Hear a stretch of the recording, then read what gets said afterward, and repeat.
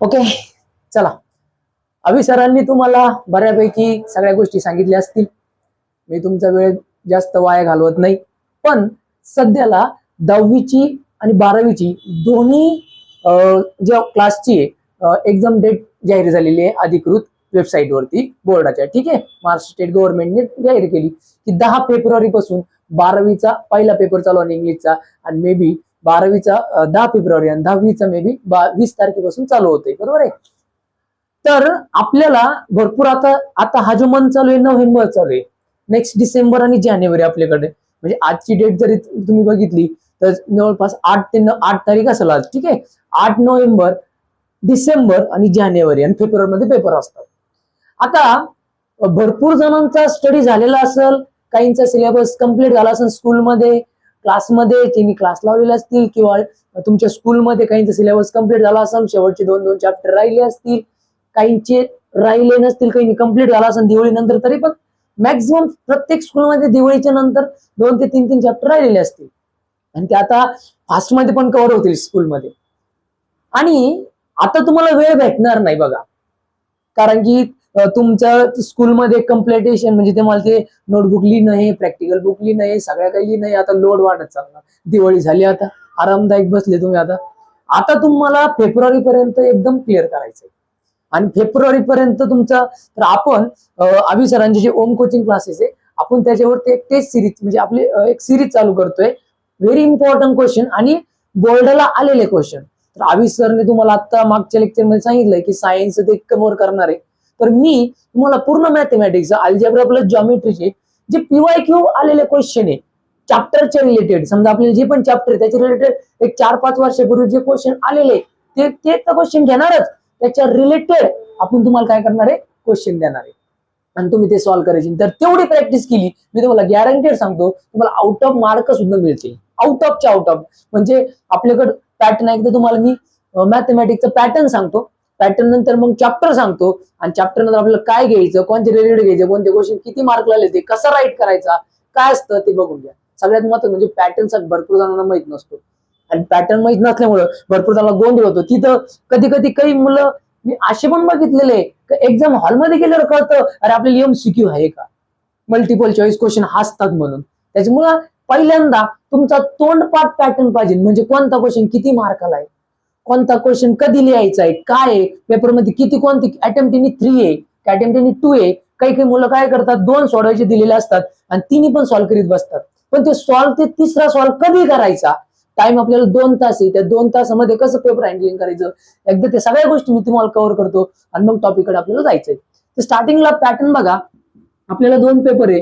पहिला आहे तुमचा मॅथ्स 1 पेपर आहे, आणि दुसरा आहे तुमचा मॅथ्स 2 पेपर. मॅथ 2 म्हणा किंवा मॅथ्स 1 म्हणा, नो प्रॉब्लेम. ठीक आहे, अल्जेब्रा आणि आपण याला म्हणू शकतो जॉमेट्री. तर अल्जेब्रा मध्ये तुम्हाला टोटल पहिला जे पेपर होणार आहे 40 मार्क्सचा असणार आहे. किती मार्क्स साठी आहे, 40 मार्क्स. आणि याच्यासाठी तुम्हाला टाइम किती आहे, 2 आवर्स आहे. 2 तासाचा पेपर आहे मॅथ 1 आणि 2 आवर्स साठी. आणि सेम ॲज इट इज 40 मार्क्सचा तुमचा पार्ट 2 आहे, तो पण 100% किती टाइमचा तुमचा, 2 आवर्सचा इक्वल. फक्त हा एके दिवशी असतो, एक दिवस सुट्टी असते, आणि त्याच्या दुसऱ्या दिवशी त्याच्या नेक्स्ट एक दिवस सुट्टीनंतर तुमचा हा पेपर, म्हणजे तुम्हाला यातला एक दिवस जास्त भेटतो, एक दिवस सुट्टी भेटते पार्ट 2च्या पेपरसाठी अल्जेब्रा झाल्यानंतर. ठीक आहे, म्हणजे समजा 5 तारखेला जर अल्जेब्रा पेपर असेल तर 7 तारखेला तुमचा जॉमेट्री असेल. ठीक आहे, तुम्ही टाइम टेबल बघून घ्या, त्याच्यानुसार तुम्हाला कळेल याची डेट. मग आता त्याचा पॅटर्न कसा असतो बघा. स्टार्टिंगला पहिला जो क्वेश्चन असतो तुमचा 1A असतो, क्वेश्चन नंबर 1A असतो. तिथे तुम्हाला MCQ विचारल्या जातात, मल्टिपल चॉईस क्वेश्चन. याच्यामध्ये 4 MCQ दिले जातात तुम्हाला. किती MCQ असतात, 4 MCQ, 1 2 3 4. ठीक आहे, मराठी सर्वांना कळतच असेल, आणि आपण मराठीतच शिकवणार आहे आपल्या भाषेमध्ये, आपल्या पोरांसाठी आपल्या भाषेमध्ये शिकायचे आपल्याला. ठीक आहे, 1 2 3 4 4 MCQ असतात. प्रत्येक MCQ 1 मार्कासाठी असतो, आणि हे तुम्हाला 4 मार्काला MCQ असतात. MCQ मध्ये तुम्हाला क्वेश्चन काही राईट करायचे नसते, फक्त समजा असं क्वेश्चन लिहिला त्याच्यापुढे आन्सर लिहिलं, आणि ते कसं लिहायचं ते पण सांगतो. म्हणजे इथं पण तुम्हाला काय लिहायचं आणि काय लिहायचं नाही ते पण सांगतो. कारण काय होतं, आपण तो क्वेश्चन पूर्ण लिहित बसतो आणि आपला पूर्ण टाइम निघून जातो. टाइम कसं वाचवायचा आहे, टाइम कसा कव्हर करायचा आपण सगळ्याच्यात बघणार आहे. पुढे समजा जे लेक्चर राहणार त्याच्यामध्ये आपण क्लिअर करणार आहे. ठीक आहे. समजा एखादं उत्तर 2 असलं, ऑप्शन ए मध्ये असेल, तर तुम्ही ऑप्शन ए आणि 2 एवढंच लिहायचंय, पूर्ण क्वेश्चन लिहायचं नाही. कधी कधी ते 1 ए मध्ये लिहिते select and rewrite the following question, नाही लिहायचं रे बाळांनो, ते काही वाया नाही घालवायचा आपला.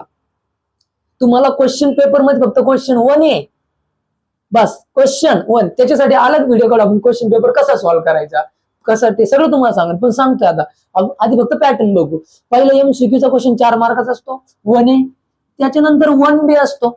1 बी मध्ये तुम्हाला इथं 1 मार्क इच, प्रत्येक क्वेश्चन 1 मार्कला असतो, आणि तिथं पण तुम्हाला 4 क्वेश्चन असतात 1-1 मार्क्सचे, म्हणजे किती मार्क झालं पुन्हा 4 मार्क्स. 1 ए 1 बी, पहिल्या क्वेश्चन मध्ये 2 ए, 1 ए 1 बी, त्याचे 4 एमसीक्यू मल्टिपल चॉईस क्वेश्चन, त्याला 4 ऑप्शन राहणार.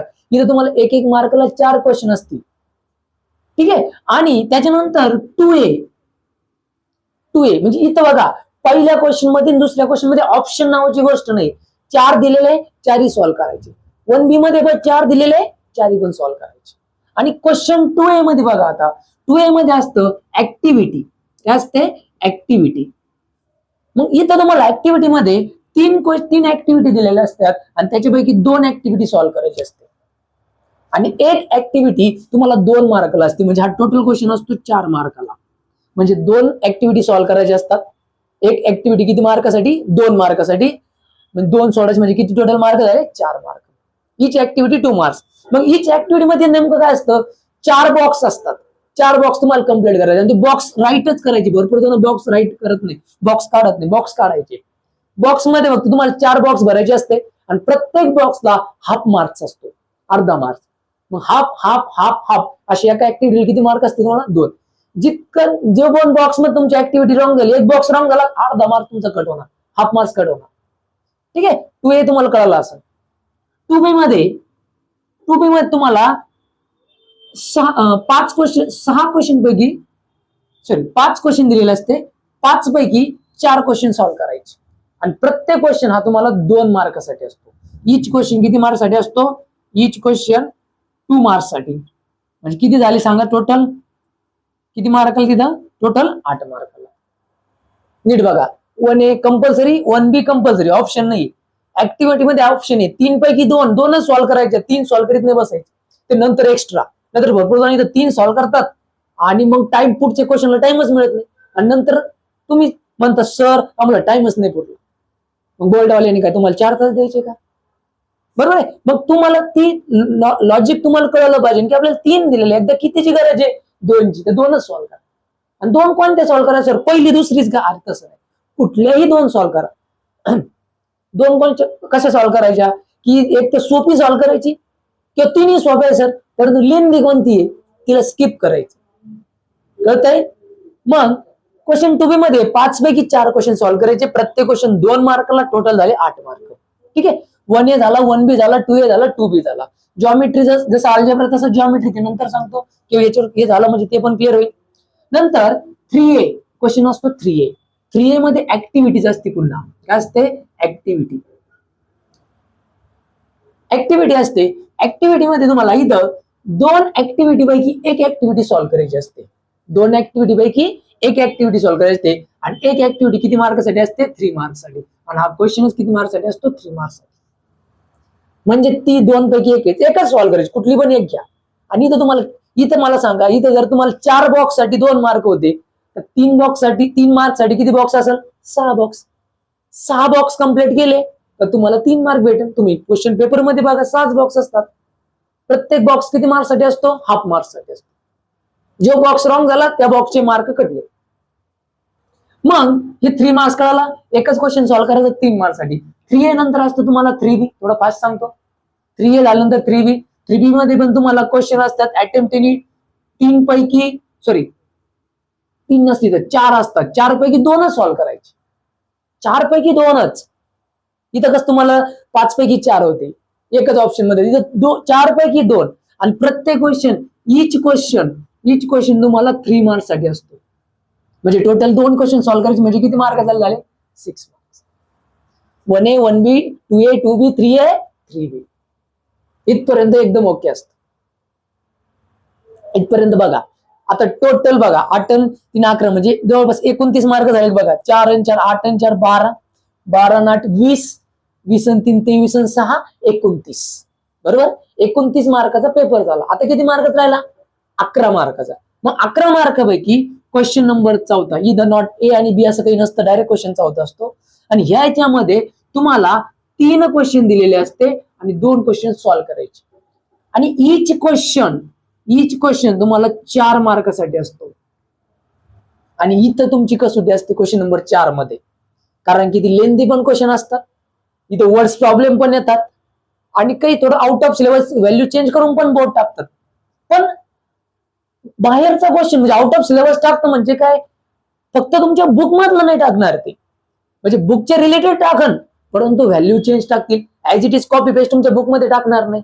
जी एखाद्या ठिकाणी 2 येते ते 3 करू शकते भरपूर ठिकाणी, पण तुम्हाला त्याचा कन्सेप्ट यायला पाहिजे. मग क्वेश्चन कोणता पण येऊन द्या. मग हे तुम्हाला 8 मार्कासाठी असतो डायरेक्ट. किती? 8. सगळ्यात मोठा इथं आणि इथं बघा, इथं 4 इथं 2च सोडवायचे 8 मार्कासाठी. आणि शेवटचा क्वेश्चन बघा, हे खूप महत्वाचा आहे. ह्यो जर तुमचा क्लिअर झाला तर तुम्हाला चान्सेस, तुमचे आउट ऑफ मार्क पडण्याचे चान्सेस भरपूर जास्त असतात.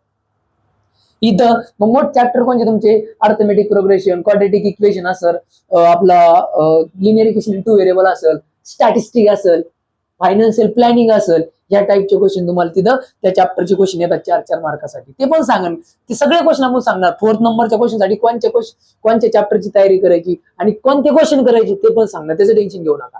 आणि क्वेश्चन नंबर 5 शेवटचा, इथं 2 पैकी तुम्हाला 1 क्वेश्चन विचारला जातो आणि तो क्वेश्चन 3 मार्कला असतो.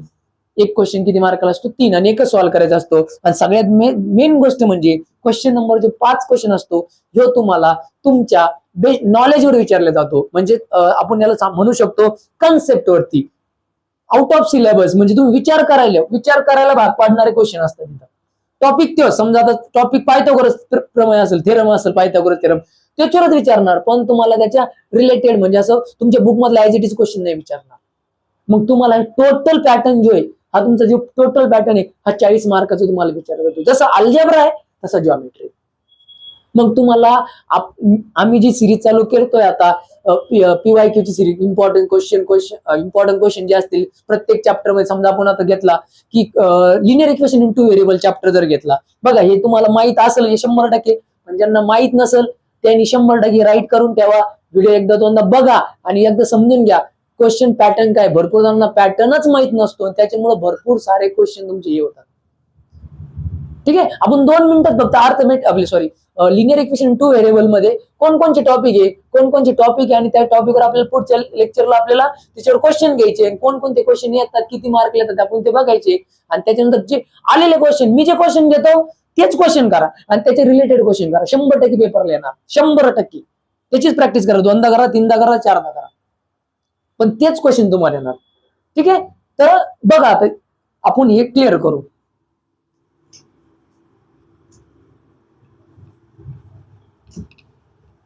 बघा, तुम्हाला जो अल्जेब्राचा पहिला टॉपिक आहे म्हणजे चॅप्टर आहे तो आहे तुमचा लिनियर इक्वेशन इन 2 व्हेरिएबल. बघा, लिनियर इक्वेशन इन 2 व्हेरिएबल, बरोबर आहे, सगळ्यालाच माहित आहे लिनियर इक्वेशन इन 2 व्हेरिएबल. आणि तो चॅप्टर डायरेक्ट किती मार्काला आहे?